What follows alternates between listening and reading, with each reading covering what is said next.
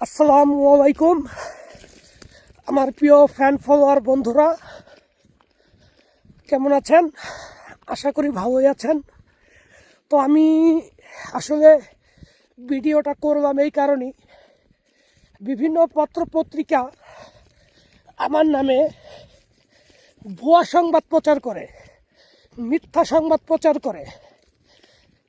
এর মধ্যে আরও দেখতেছি যে আমার একই ছবি, একই প্রোফাইলের ছবি দিয়া তারা বিভিন্ন পেজ বা আইডি খুলছে।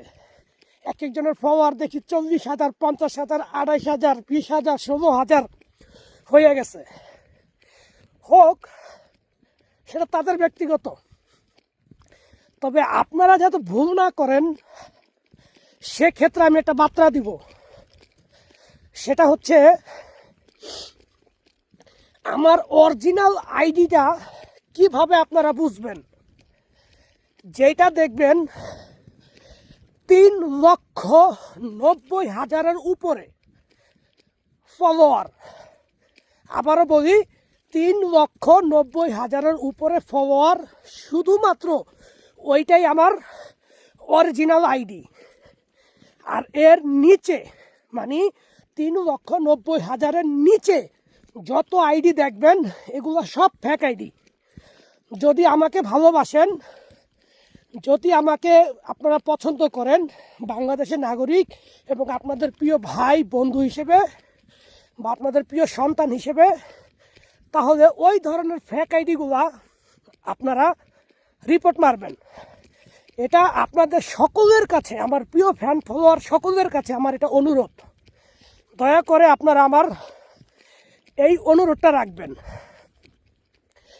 আর পত্রিকায় আমার নামে অনেক ভুয়া সংবাদ প্রচার করে, সঠিকটা আমি আপনাদের বলে দিই। সেটা হচ্ছে, আমার নাম মোহাম্মদ সোহেল সর্দার নীরব।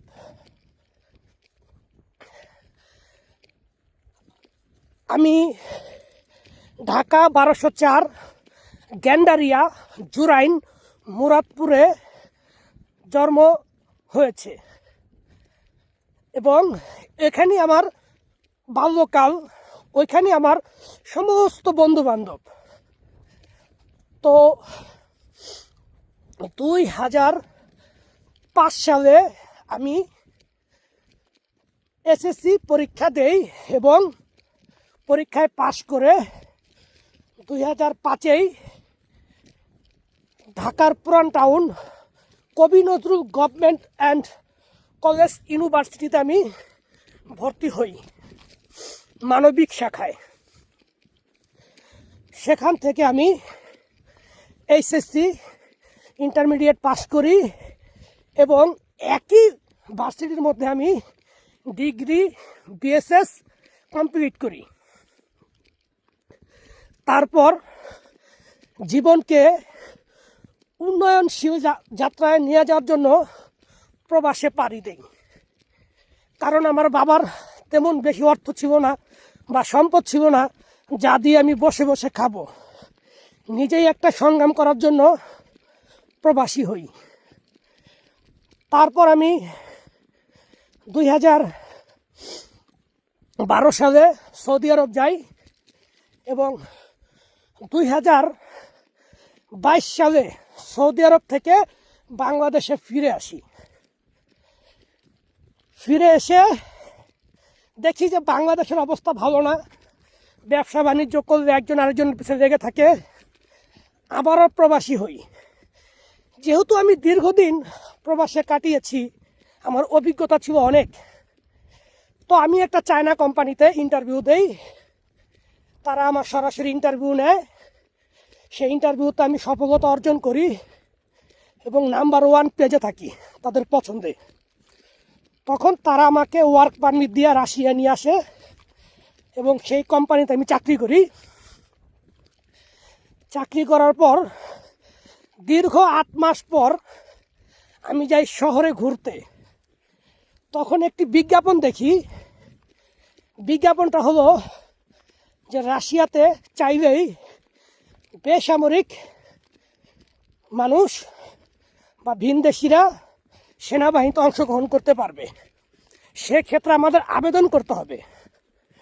তো আমি প্রথম আবেদন করছি, তারা আমাকে রেসপেক্ট বা নেওয়ার জন্য ইচ্ছা পোষণ করে নাই। প্রথম ক্যান্সেল,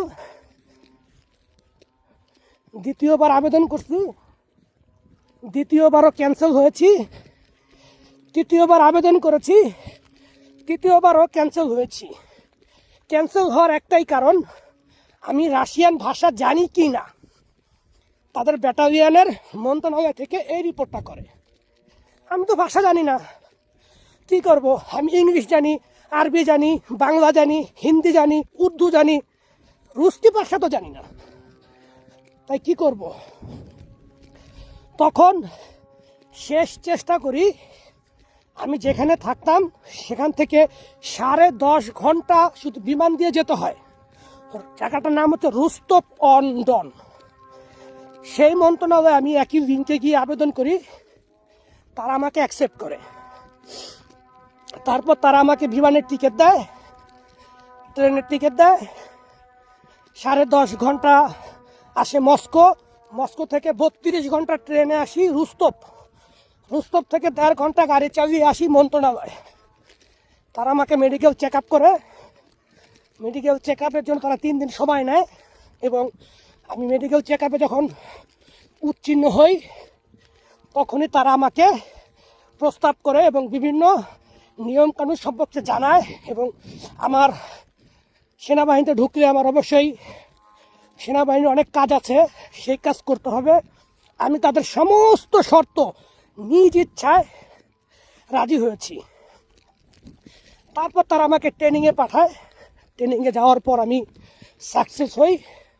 এরপর আমি ব্যাচ নাম্বার পাই।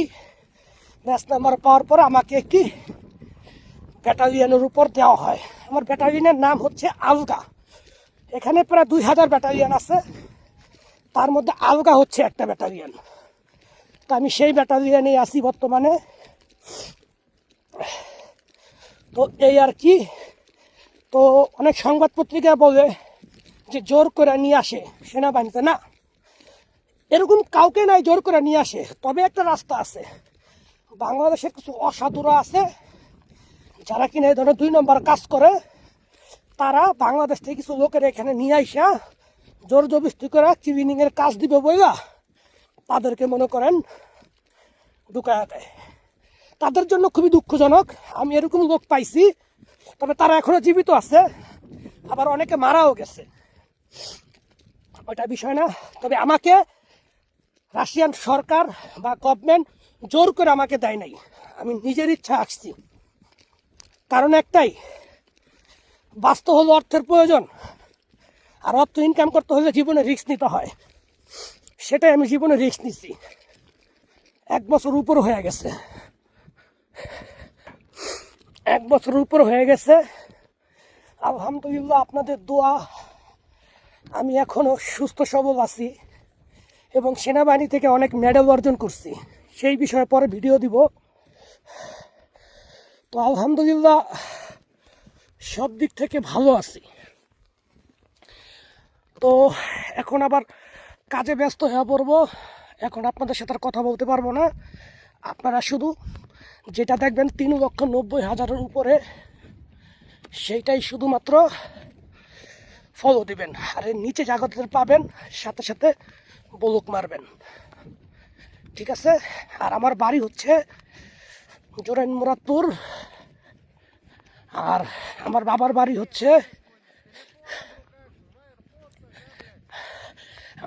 বাড়ি হচ্ছে মাদারীপুর, শিবচর থানা অন্তর্ভুক্ত। বাস এতটুকুই। আমার বন্ধু যুদ্ধ করে আসলো এই মাত্র। গাবারি Что сказать? ইয়া তে কাক Я душный, это Уголек, мой друг, я из России. Победа будет ও за нами. মই কমান্ডার, এ হচ্ছে আমার কমান্ডার। দেখেন, এ হচ্ছে আমার কমান্ডার। সে আমাকে অত্যাধিক ভালোবাসে।